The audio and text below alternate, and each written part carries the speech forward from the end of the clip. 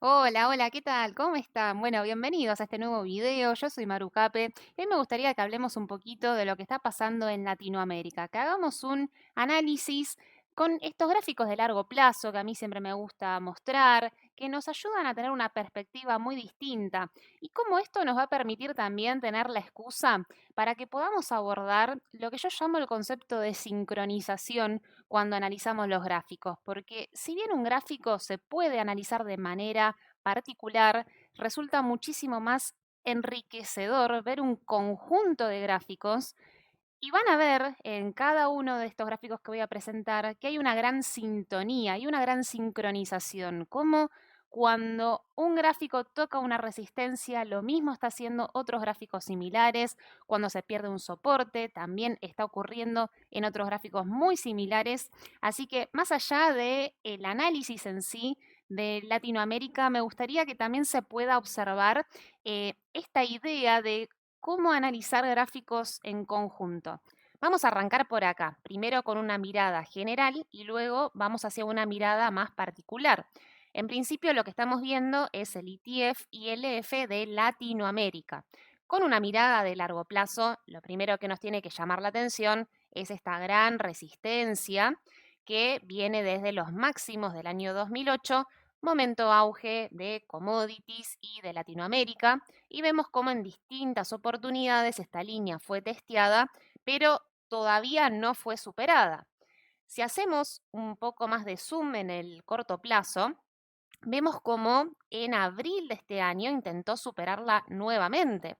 Todo este movimiento alcista que vemos acá, que comenzó desde enero de este año hasta abril, fue un periodo atípico donde vimos a Latinoamérica subiendo mientras Estados Unidos estuvo cayendo. Veníamos con este impulso alcista, estaban dadas las condiciones como para poder superar esta gran resistencia que vemos desde el 2008, pero queda clarísimo de que no se pudo lograr ese quiebre y desde entonces la tendencia viene cambiando. Y no solamente eso, sino que incluso el soporte que viene desde el año 2020, desde este mínimo del Corona Crash, este soporte rojo, vemos cómo en junio fue perdido. Entonces, esto ya nos está dando una clara señal de que todo ese repunte alcista que queremos ver, un nuevo ciclo para lo que es Latinoamérica, no se pudo dar en esta oportunidad y todo este escenario se va a estar postergando. Esto es un poco lo que venía conversando en los últimos videos de Argentina, en los cuales interpretaba de que el escenario cambió y que tenemos que adaptarnos al nuevo escenario. Por lo tanto, el análisis de este gráfico me invita a pensar que todo este gran repunte alcista en principio estaría siendo postergado. Así como estamos viendo en este momento el ILF, el ETF de Latinoamérica en general, pasemos a ver ahora los gráficos de los países en particular. Desde ya, este gráfico es muy parecido al gráfico anterior, principalmente porque tiene un gran peso de Brasil en lo que es el ETF que recién veíamos. Ya a simple vista se empieza a ver esta idea de sincronización, quizás en principio con un gráfico muy similar, pero vamos a ver cómo con otros gráficos que son un poquito más distintos también se cumplen los mismos patrones. ¿Y a qué me refiero? Bueno, por un lado esto, ¿no? Esta flechita roja que vemos acá, como en abril testió la resistencia desde el máximo que viene del 2008, esta resistencia principal, y no lo pudo superar. Y no solamente eso, sino que fue a perder el soporte que viene desde el Corona Crash, ¿sí? Acá este mínimo del 2020, vemos cómo el soporte rojo fue perdido, ¿sí? En el mes de junio.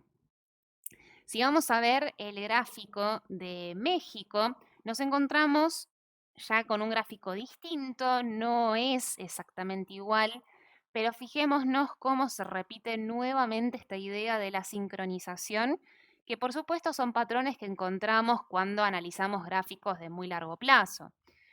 Veamos que acá tenemos una resistencia principal que viene, en este caso, desde el 2013 y cómo fue acá también en abril.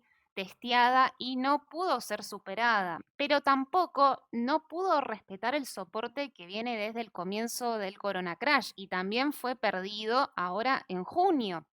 Se empieza a ver, ¿no? Que todo esto está sincronizado, está pasando lo mismo. Continuemos con el análisis del ETF EPU, que es de Perú. También es un gráfico distinto, pero como otra vez se volvió a repetir estas señales que vemos acá. Por un lado, esta resistencia de abril, una resistencia muy importante que no pudo ser superada y cómo desde que viene corrigiendo ya empezó a perder también este soporte que viene desde los mínimos del Corona Crash. Está repitiendo las mismas dos señales que venimos viendo en cada uno de estos gráficos. Ahora, si vamos a ver un gráfico como el de Chile, quizás me es más difícil de encontrar esas señales. De hecho, puedo ver que todavía acá se está respetando el soporte que viene desde el Corona Crash. Puede que acá haya algo distinto. Y si vamos a Argentina, en este caso con el Merval en dólares, acá vemos también las mismas señales, como por un lado tenemos esta resistencia que veníamos luchando para poder superarla, como en abril no lo logramos, y acá estamos viendo la flechita roja, y la caída también hizo que se perdiera este soporte que está marcado más grueso en color negro, todo este soporte que viene del Corona Crash, que fueron estos 2 años de tendencia alcista. Y desde entonces estamos por debajo. E incluso también haciendo foco quizás más en este gráfico, vemos cómo aún le cuesta todavía superar esta resistencia roja que vemos de acá, que es la resistencia que viene desde estos máximos del 2018. Entonces, volviendo a este gráfico de Latinoamérica en general, se va entendiendo esta idea, ¿no? De cómo en el Corona Crash, en estos mínimos, representó una gran oportunidad, que tuvimos 2 años de tendencia alcista interesantes para Latinoamérica y cómo, si bien creo yo al menos que están dadas las condiciones para ver ese gran ciclo alcista, vemos cómo se está tomando un descanso ahora y eventualmente ese gran repunte alcista llegará, pero hasta el momento vemos que la dirección no viene siendo favorable y tenemos que en este momento ir a buscar una nueva zona de piso. A menos que desde luego, porque no todo sea un amague y de repente todo pueda volver a recuperar este soporte rojo que vemos acá del Corona Crash. Bueno, puede ser, esas cosas ocurren, ¿no? De que haya algún amague, pueda volver a subirse. Espero que con estos análisis se entienda un poquito más la idea de a qué me refiero cuando este último tiempo vengo avisando un poco de, bueno, fijémonos un poco cómo estamos con nuestros papeles de Argentina. Hay muchos que la verdad rindieron muy bien, más que satisfactoriamente. Han rendido más de 200, 300 o 400% en algunos casos. Todo esto en dólares y me parece que ya son resultados más que satisfactorios. Por supuesto, hay otros papeles que están en una situación completamente diferente, pero uno al empezar a ver que hay señales de posibilidad, insisto, posibilidad de cambio de tendencia, y uno ya debería empezar a tomar un perfil un poquito más conservador, ¿no? Y por eso durante las grabaciones del programa que hacíamos en Desde la Bolsa en directo, que les prometí que cuando se perdiera o estuviera en peligro alguna línea que a mi entender fuera relevante, bueno, fue esta línea, ¿no? Perdida el 13 de junio. Este soporte que para mí es la línea más importante a seguir. Así que, bueno, aquí estamos. Ustedes saben que yo normalmente lo que suelo decir es cuando estudiamos a las bolsas de Latinoamérica o de los mercados emergentes en general, tenemos que ver lo que está haciendo la moneda, ¿no? Y básicamente eso es el reflejo de lo que finalmente vamos a encontrar en la bolsa. Y claro, acá estamos viendo, ¿no? Cómo el real brasileño desde ya, sí, desde mayo, junio, está volviendo a devaluarse todo este movimiento alcista que vemos acá. Desde el análisis técnico, bueno, por supuesto, ¿no? Encontramos una resistencia acá bastante cerca, lo cual veremos ahí cómo se comporta. Y, por supuesto, Argentina no es la excepción y también está devaluando su moneda. O sea, estamos viendo, ¿no? Toda esta última suba muy importante, desde 200 más o menos hasta 280 y pico que está cotizando en el día de hoy. En el caso de Argentina, como siempre les sugiero, bueno, no nos confundamos lo que son los términos nominales de lo que son los términos reales, porque está completamente distorsionado por la inflación argentina. Si bien, obviamente que hay una suba muy importante del dólar, pero no estamos haciendo un nuevo máximo. El máximo hasta el momento continúa siendo acá en el año 2020, en octubre del 2020, cuando el dólar cotizó 182. Ajustado por inflación, sumándole la inflación, nos daría un dólar de casi 400, mientras que ahora estamos en 284. No hay dudas de que hay un repunte muy importante, pero también siempre ayuda a verlo de esta manera como para tomar una mejor dimensión del asunto. Y acá la pregunta es, bueno, si uno viene esperando un gran repunte de Latinoamérica de la mano de commodities, y commodities, como vemos, bueno, también desde el Corona Crash está teniendo un aumento muy importante, por lo menos acá en lo que vemos el índice CRB, si bien tiene mucha ponderación de lo que es petróleo, pero ese repunte, bueno, se está dando, ¿no? Desde principios del 2020 en el Corona Crash. Entonces, la pregunta es, bueno, ¿y dónde está el problema?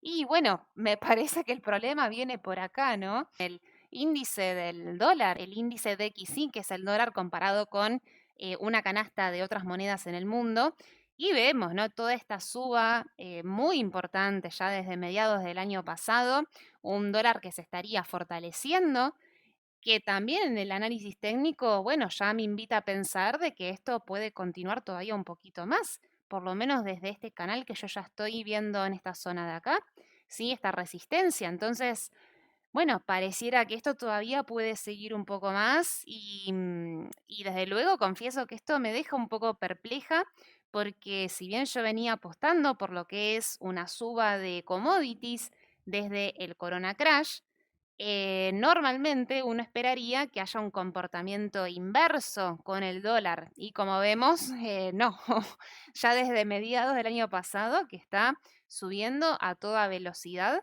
Entonces, vamos con algunas conclusiones, porque es muy importante, ¿no? Saber separar los plazos. A veces uno puede estar más negativo de corto plazo, pero positivo de largo. Entonces, me gustaría que podamos hacer esa separación, ¿no es cierto? Si bien yo creo que Latinoamérica, si vemos hacia adelante, con una mirada un poco más largoplacista, bueno, yo creo que acá hay mucho potencial, pero eso no quita que desde acá estamos viendo una corrección con una tendencia bajista bastante ya desarrollada, ¿sí? Una resistencia que no se pudo superar y encima un soporte muy importante que no se pudo respetar. Entonces acá no sabemos hasta dónde puede llegar. Por eso es muy importante que siempre puedas separar lo que es la tendencia de lo que es los precios y si esos precios te representan o no una oportunidad, porque pueden existir precios baratos y la tendencia a ser alcista o bajista, y pueden existir precios caros y la tendencia también ser alcista o bajista. Son dos conceptos diferentes, ¿sí? Por eso, si hablamos de tendencia bien de corto plazo desde la corrección, bueno, no hay dudas de que está bajista y hay que ver hasta dónde puede continuar y hasta dónde puede llegar esa nueva zona de piso que se consolide y que vuelva a retomar. Puntualmente yo invitaría también a pensar, bueno, ¿qué estamos esperando de Estados Unidos? Porque es muy difícil que veamos también este gran repunte con una bolsa de Estados Unidos que continúa cayendo. Estamos acoplados a la volatilidad de Estados Unidos. Muchas gracias por acompañarme en este video. Los invito a que se suscriban al canal si es que todavía no forman parte, que me dejen un lindo me gusta o sus lindos comentarios también en el video y desde luego nos veremos en otra oportunidad. Desde acá les mando un gran saludo y hasta la próxima.